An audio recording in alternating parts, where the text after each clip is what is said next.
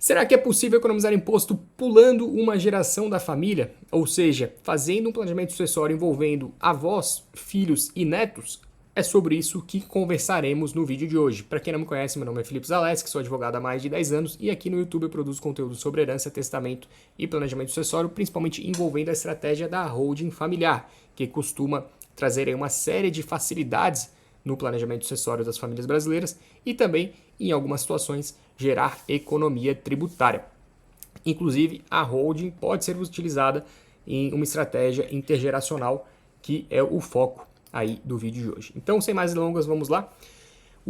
Qual que seria a intenção, então, pessoal? A intenção aqui com o nosso planejamento intergeracional, a intenção principal é gerar economia tributária com o ITCMD e, se possível, evitar aí 2 inventários. Qual seria a forma? Transmissão do patrimônio dos avós para os netos, sem passar pelos filhos, pulando aí, entre aspas, uma geração. E aí, para fazer isso, para alcançar esse nosso objetivo, nós temos 3 caminhos possíveis. O primeiro seria mediante a renúncia à herança, o segundo, com uma doação direta, e terceiro, que essa estratégia mais complexa, é utilizando aí uma holding com o Instituto Jurídico do Usufruto e também do direito de acrescer. Mas fiquem tranquilos que chegaremos lá. Vamos um passo de cada vez aí. Renúncia à herança. Então, para a gente entender aí o fundamento dessa estratégia, a gente precisa recorrer aí ao nosso Código Civil, que diz aí no artigo 1804 que a transmissão tem-se por não verificada quando o herdeiro renuncia à herança. Então, o primeiro passo, na renúncia à herança, não existe a incidência do ITCMD, porque não tem transmissão. Então, aqui a gente fica bem claro aí que o fato gerador não acontece, não tem discussão nenhuma. A gente vai ver que esse ponto, em algumas situações aí das outras estratégias, pode ter divergência, mas aqui nessa primeira não. Renúncia à herança não é fato gerador do ITCMD. 1808 diz que não se pode aceitar ou renunciar à herança em parte, então assim, essa estratégia é tudo ou nada, não tem como a gente, eu quero fazer uma renúncia à herança só da casa ali, ou só de umas aplicações financeiras para já passar para o nome dos filhos, mas o resto eu tenho interesse. Não, pessoal, essa estratégia aqui é tudo ou nada. E o artigo 1811 que diz que ninguém pode suceder representando o herdeiro renunciante. Aqui que está então o pulo do gato, pessoal. Em regra, ninguém poderia suceder, então essa estratégia não funcionaria. Mas o mesmo artigo já traz a exceção. Diz que se, porém, ele for o único legítimo da sua classe, ou se todos os outros da mesma classe renunciarem à herança, poderão os filhos vir à sucessão por direito próprio e por cabeça. Então, essa que é a estratégia aqui, pessoal. É todos os herdeiros da classe seguinte renunciarem à herança e aí sim os seus filhos, então os netos, vão receber por direito próprio e por cabeça. Então eu trouxe um pequeno exemplo aqui. Imaginem que a vovozinha faleceu, deixou 2 filhos e 4 netos. Basta aí os filhos dela renunciarem à herança para que os netos então venham a receber. E como eles estão renunciando, não há fato gerador do ITCMD, os netos pagam o ITCMD, claro, não tem uma economia tributária direta, mas a gente pula uma geração. Então, ao invés de os filhos pagarem o ITCMD uma vez, na herança da vovozinha, e depois os netos pagarem na herança dos filhos, a gente paga uma vez só e já transmite todo o patrimônio de uma vez só. Então, essa é a estratégia número 1. Indo para o segundo caminho, nossa segunda opção de planejamento intergeracional aqui seria uma doação direta dos avós para os netos, e aí com reserva de usufruto. Então, aquela situação clássica que a gente normalmente vê de pai para filho, aqui pode ser de avô para neto. E quais são as vantagens tributárias que a gente tem aqui? Então, de cara, a gente já tem redução da base de cálculo na doação da nua propriedade. Então, aqui apenas a nua propriedade está indo para os netos, porque o usufruto está ficando aí com os avós. E a gente tem uma discussão, pessoal, em alguns estados, quanto à incidência do ITCMD na extinção do usufruto. Então, assim, a redução da base de cálculo vai depender também de estado para estado. Em Santa Catarina é de 50%, em São Paulo reduz 30%, no DF reduz 70%. Então, assim, a gente vai ter que analisar a lei de cada estado para entender como é que funciona essa redução.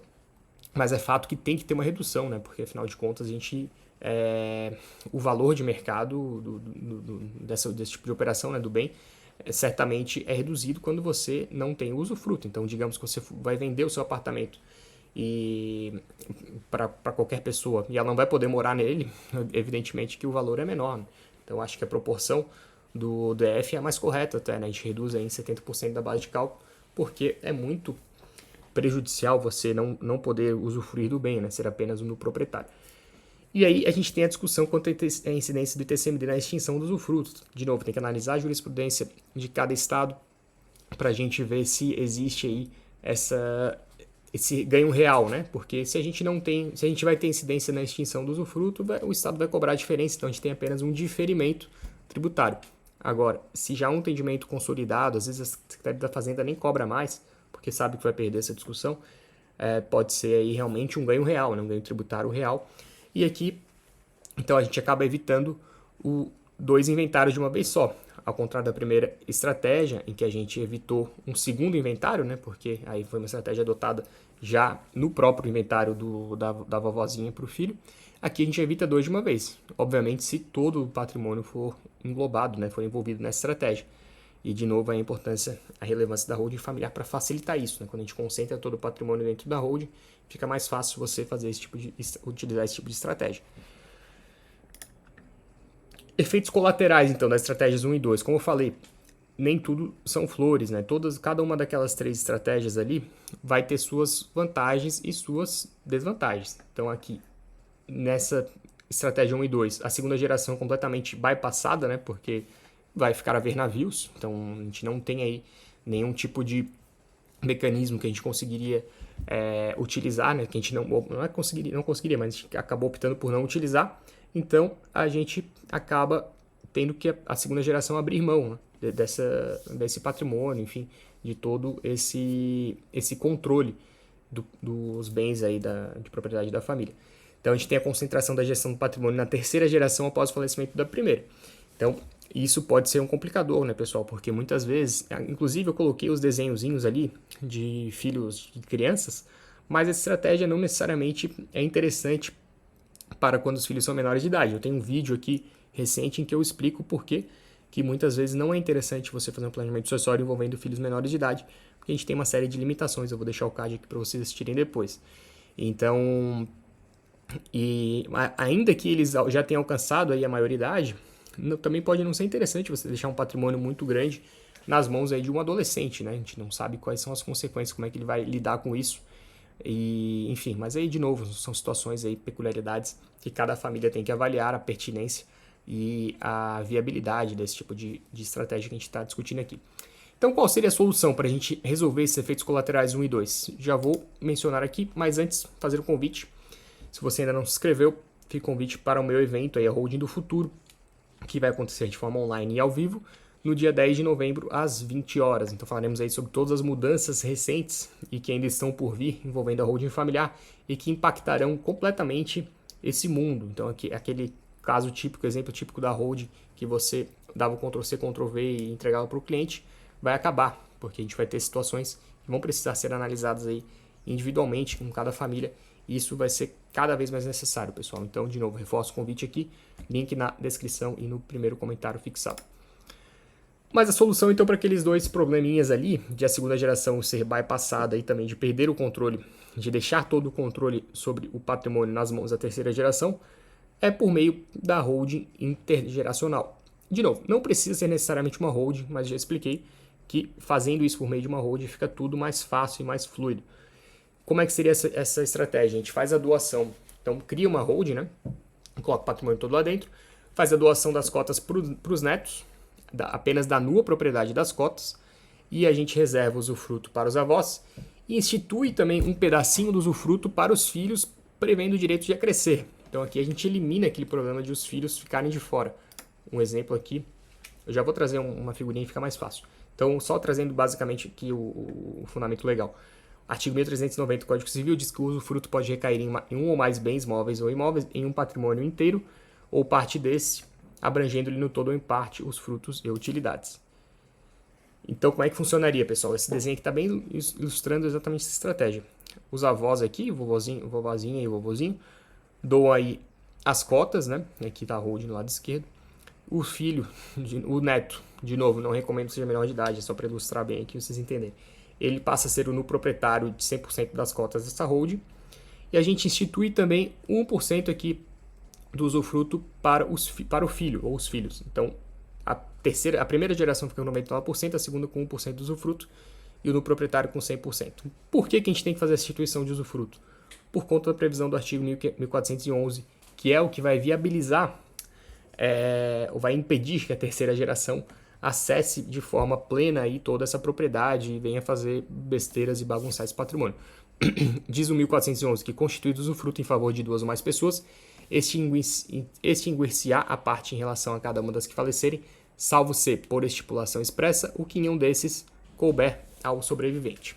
Então, assim, havendo o falecimento dos usufrutuários, o filho, né, segunda geração, passa a ter a crescer, né, a pegar esse 99% para ela, e aí você tem aquela situação clássica de transmitir aí o patrimônio para a segunda geração, ficando com 100% do usufruto, mas a grande vantagem é que o do proprietário já é a terceira geração, então a gente de novo consegue evitar aí 2 inventários de uma tacada só.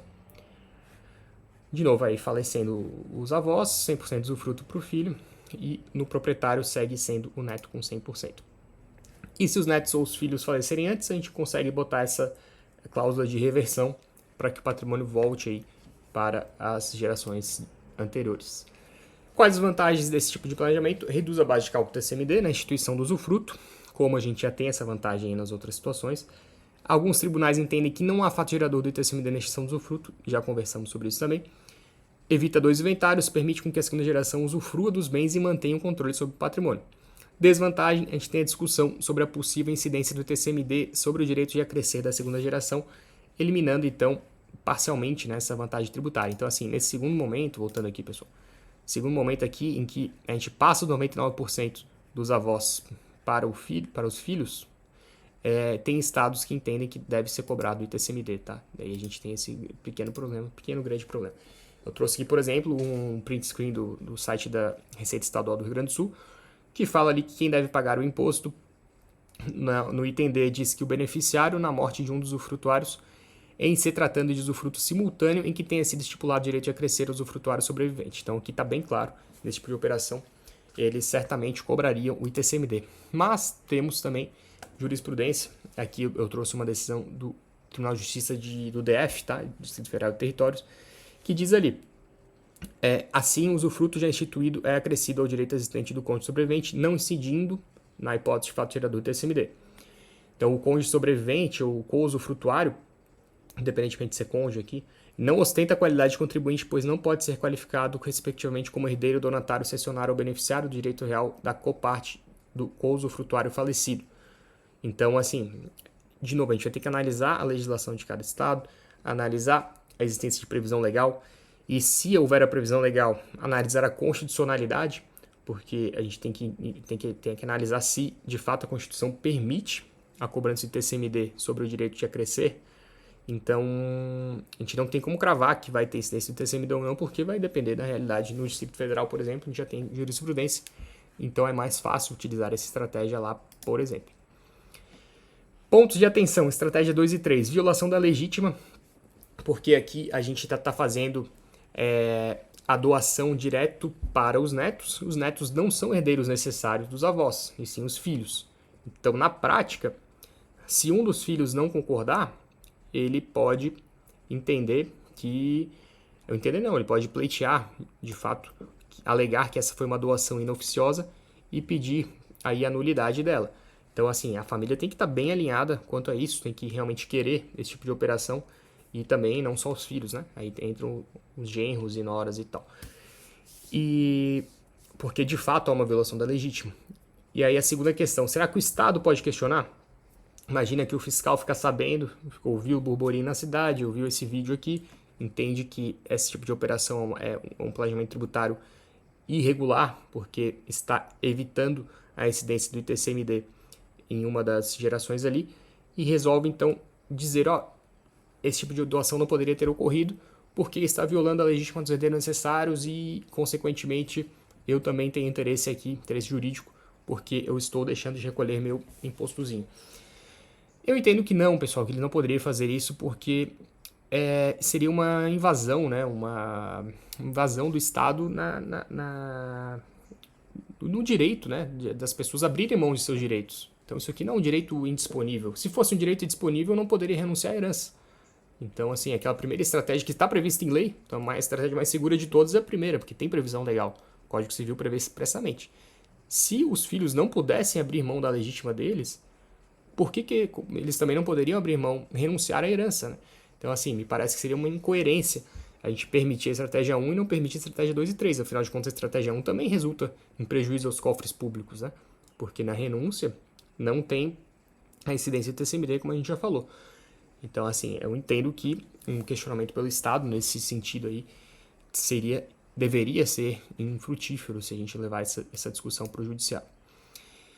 Então, aqui, pessoal, na verdade tem um pequeno erro, tá? Nesse quadro comparativo que eu trouxe os três critérios e 4 vantagens. Na verdade, a renúncia à herança ela não evita 2 inventários, porque ela é implementada já em um inventário. Então, ela evita um segundo inventário. Mas, tirando isso, está tudo ok, creio eu aqui. Então, a gente pode ver aqui que os benefícios das estratégias 1 e 2 são os mesmos, né? Tirando esse. Então, realmente, eu deveria ter corrigido isso aqui. O resto, renúncia à herança evita um inventário, economiza ITCMD, sim, porque a gente pula uma geração, complexidade é baixa e não privilegia a segunda geração. Então, tem os benefícios e os malefícios aqui, as vantagens e desvantagens. Na doação direta, a gente evita, sim, 2 inventários, aí não tem discussão. A gente economiza, pula um ITCMD em uma geração. A complexidade é baixa e a gente não privilegia a segunda geração. Por sua vez, a terceira estratégia também evita 2 inventários, talvez economize TCMD, isso que tem essa discussão sobre o direito de acrescer ou não. Tem uma complexidade mais alta, então a família tem que entender, vai ter que precisar de um profissional. Aliás, todas elas eu recomendo que você conte com um profissional qualificado, né, pessoal? Até na primeira estratégia ali, que seria mais simples, de renúncia à herança, se você não está acompanhado de um advogado que entende isso, provavelmente ele nem teria sugerido, né? nem sugeriria essa opção que traria uma economia, né? Vai trazer uma economia bem relevante para a família.